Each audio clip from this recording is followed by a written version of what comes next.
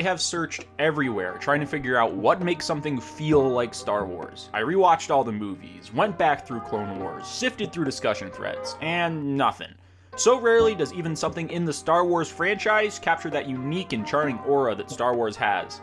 When Solo came out, I was like, yeah, this is good, but like, it doesn't really feel like Star Wars. But when The Mandalorian came out, I was like, yeah, this is Star Wars, this is awesome. But what's the secret ingredient? But before we jump into that, I should probably let you know that this video is one in a series started by Brown Table Entertainment.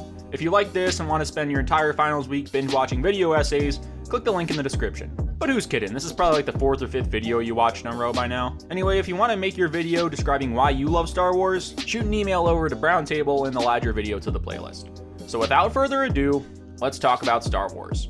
So when it came to picking a scene to analyze for this series, it was a tough one.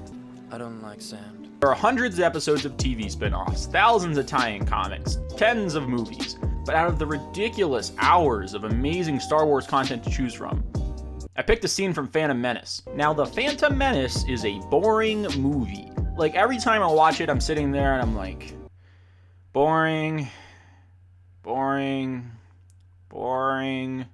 What? To talk about the Senate? This movie makes me wanna. If you'll excuse me. But wait, what? Oh, that's sick. 2 lightsabers? Look, he can do that. He can jump that high. Oh, watch out, Obi-Wan! Watch out, There's like 3 Obi-Wan! colors of He's a lightsaber madman. in that background. Oh, he's gonna do this. The lightsaber fight in Phantom Menace is really, really cool. And in a movie that does not at all feel like Star Wars to me, this is the one scene that immediately brings me back to that feeling I got watching the original trilogy. If there is one thing in Star Wars that is the most Star Warsiest of all, it's lightsabers. Nothing captures the essence of this franchise like these weapons. I mean, seriously. They're not just a weapon that people use, they're the embodiment of everything fans love about the series. You name me one thing more iconic in Star Wars than a lightsaber that isn't a prequel meme. I remember all those days as a kid, back when I thought Darth Vader was named Dark Vader, when I played in my backyard with friends, fighting in epic lightsaber battles, pretending to be Jedi and Sith. But lightsabers aren't just this nostalgic toy from the past. There is nothing more Star Wars than a lightsaber. If you ask me what one of the most crowning achievements of the original trilogy was, it's its sound design. I mean, you have John Williams' beautiful score playing in the background, elevating every scene to just another level.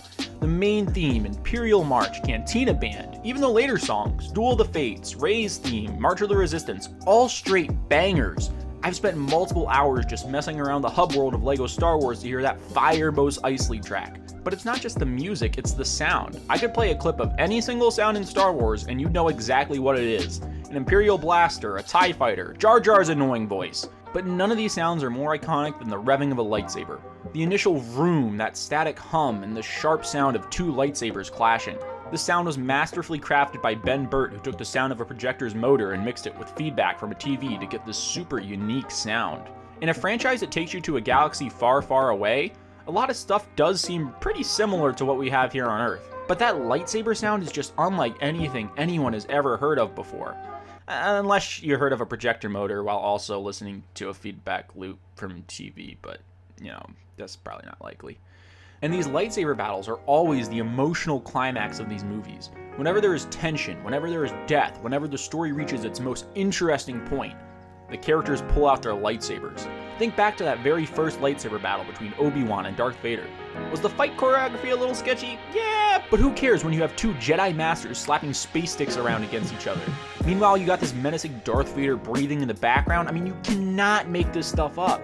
So whenever a lightsaber fight shows up, I'm in. But here's the thing, no 2 lightsaber fights are the same. Each one of them has their own strengths and weaknesses that are so unique to that specific fight. Even though that first fight felt slow, it was actually based off the Japanese martial art of Kendo, where the fighters put their entire weight and power into their strikes. Then you have the epic battle between Luke and Darth Vader. You have this beautiful tension with the fog in the background, building this somber atmosphere. You have the Obi-Wan Anakin fight, where there's more parrying and movement, but it's also like half the movie's runtime. But my god, is there no fight scene like the one in Phantom Menace? Is it perfect? No. But is it the most Star Wars thing in the entire movie? Yeah. You have that John Williams bumping in the background. You have that whoosh of the lightsabers bouncing back and forth. You have Darth Maul flipping around the building like a maniac. There is so much dynamic movement to this fight. And let's take a second and talk about Darth Maul. This man is one of the most revered and culturally known badasses of all time. Now, can you tell me one thing that Darth Maul says in this entire movie?